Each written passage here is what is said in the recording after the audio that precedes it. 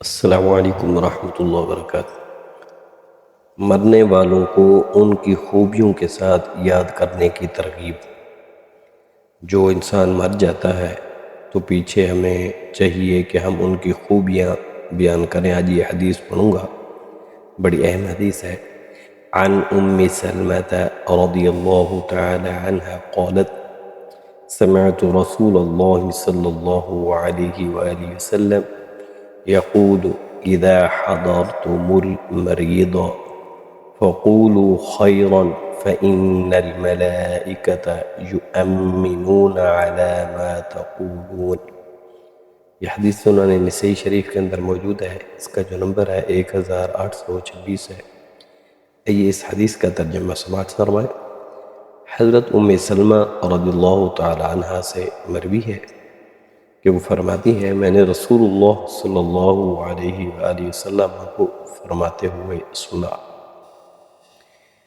جب تم کسی فوت شدہ شخص کی تعزیت کے لیے جاؤ تو مرنے والے کے بارے میں اچھی باتیں کرو، کیونکہ فرشتے تمہاری باتوں پر آمین کہتے ہیں۔ میرے آقا کے اس فرمان کے مطابق ہمیں چاہیے کہ ہم جب تعزیت کے لیے جائیں تو اپنے مسلمان بھائی جو فوت ہو چکا ہوتا ہے اس کے بارے میں اچھی باتیں کہیں۔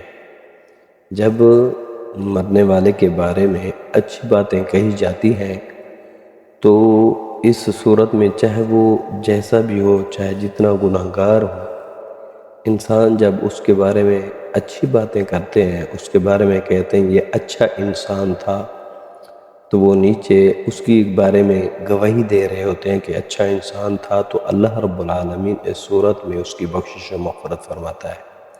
تو ہمیں بھی چاہیے کہ ہم جب بھی کہیں تعزیت کے لیے جائیں تو اچھی باتیں کریں، اچھے الفاظ میں مرنے والے کے بارے میں کہیں۔